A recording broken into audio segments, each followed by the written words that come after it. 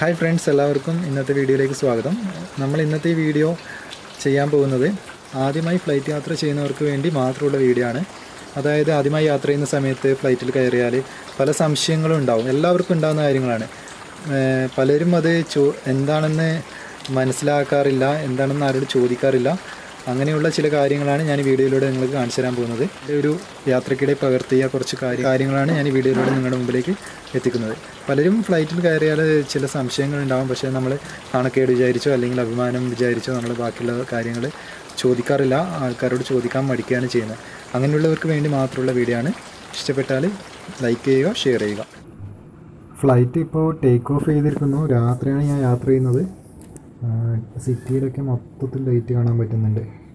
Take off കഴിയുമ്പോൾ ഒരു announcement വരും, ടേക്ക് ഓഫ് കംപ്ലീറ്റ് ആയി എന്ന് പറഞ്ഞാൽ. ആ സമയത്ത് നമുക്ക് സീറ്റ് ബെൽറ്റൊക്കെ ഒഴിവാക്കാൻ പറ്റുന്നതാണ്. സീറ്റ് ബെൽറ്റൊക്കെ ഇടേണ്ടത് എങ്ങനെയാണെന്ന് നമുക്ക് ക്യാബിൻ ക്രൂ പറഞ്ഞു തരുന്നതാണ്.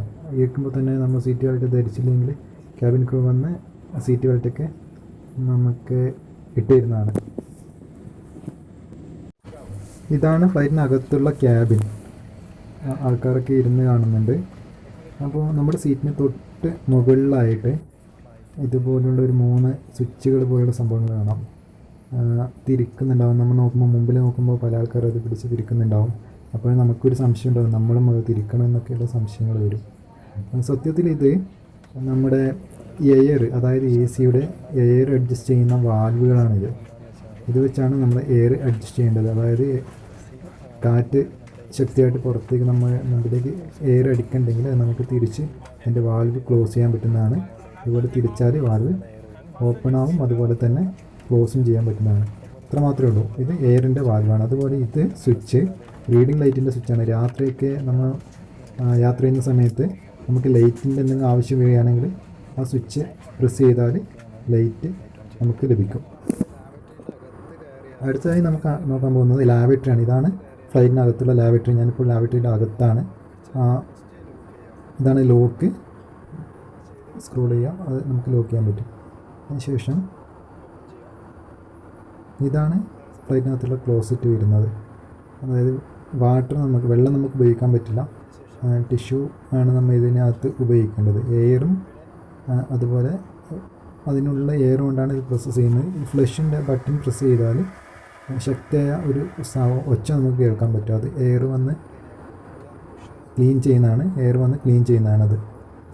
അതിനുശേഷം നമുക്ക് ഇവിടെ ആവശ്യത്തിന് വെള്ളമുണ്ട്, അതുപോലെ ടിഷ്യൂ ഒക്കെ ഉണ്ട്. നമുക്കത് വലിച്ചെടുത്ത് നമുക്ക് കൈയൊക്കെ തുടക്കാൻ എടുക്കാവുന്നതാണ്. ഇത് കാണുന്നത് ലാബറട്ടറീൻ്റെ അകത്ത് ആളുണ്ടോ എന്നുള്ള സിഗ്നലാണ് ഇത് കാണിച്ചിരുന്നത്. അതായത് ചുവന്ന ലൈറ്റാണ് കാണുന്നതെങ്കിൽ ലാബറട്ടറി അകത്തുനിന്ന് ക്ലോസ് ആണ്. അതാണ് ഇങ്ങനെ ചുവപ്പ് കളർ വരാൻ കാരണം. ആൾക്കാരകത്തില്ലെങ്കിൽ, അല്ലെങ്കിൽ ലാബറട്ടറി ഉള്ളിൽ നിന്ന് ലോക്ക് ചെയ്തിട്ടില്ലെങ്കിൽ ഇത് പച്ച നിറത്തിൽ നമുക്കിവിടെ കാണാൻ പറ്റും. അതുപോലെ ലാൻഡിങ്ങിൻ്റെ സമയത്തും ടേക്ക് ഓഫിൻ്റെ സമയത്തും ലാബറട്ടറി ഇതുപോലെ ചുവന്ന സിഗ്നൽ തന്നെ കാണുന്നതായിരിക്കും. നമ്മളിപ്പോൾ ഇത് കാണുന്നത് നമ്മൾക്ക് വെള്ളം, പിന്നെ അതുപോലെ ഭക്ഷണം, പുസ്തകം ഇതൊക്കെ വെക്കാൻ വേണ്ടിയിട്ടുള്ള ഒരു സംഭവമാണ്.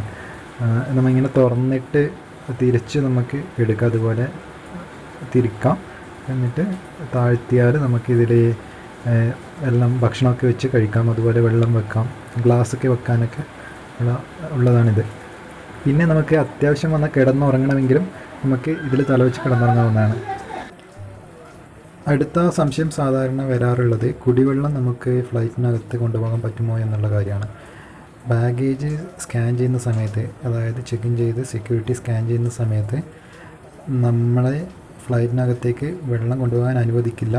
അല്ലെങ്കിൽ അവിടെ നിന്ന് ആ ബോട്ടിലെടുത്ത് മാറ്റിയാൽ നമുക്ക് കൊണ്ടുപോകാൻ പറ്റില്ല. അല്ലാത്ത പക്ഷം നമുക്ക് വെള്ളം എടുത്ത് ഫ്ലൈറ്റിനകത്ത് കൊണ്ടുപോവുകയും അതുപോലെ യാത്രക്കിടെ നമുക്കത് കുടിക്കാൻ പറ്റുന്നതുമാണ്. അല്ലാതെ എല്ലാ ലിക്വിഡായിട്ടുള്ള ഐറ്റംസും ഫ്ലൈറ്റിനകത്ത് കയറ്റാൻ അനുവദിക്കില്ല. ലിക്വിഡായിട്ടുള്ള ഐറ്റംസ് ക്യാബിൻ ബാഗിൽ അലൗഡല്ല എന്നൊക്കെ പറയുന്ന കാര്യങ്ങളൊന്നും സത്യമല്ല. കുടിവെള്ളമൊക്കെ സാധാരണ എല്ലാവരും കൊണ്ടുപോകുന്നതാണ്. ഇത് ഞാനിപ്പോൾ എയർപോർട്ടിൽ നിന്ന് വാങ്ങിയ കുടിവെള്ളമാണ്. പിന്നെ പൊതുവായി ഉണ്ടാകുന്ന മറ്റൊരു സംശയം, ഫ്ലൈറ്റിനകത്ത് നമുക്ക് ഭക്ഷണ സാധനങ്ങൾ കയറ്റി കൊണ്ടുപോകാൻ പറ്റുമോ ഇല്ല എന്നാണ്.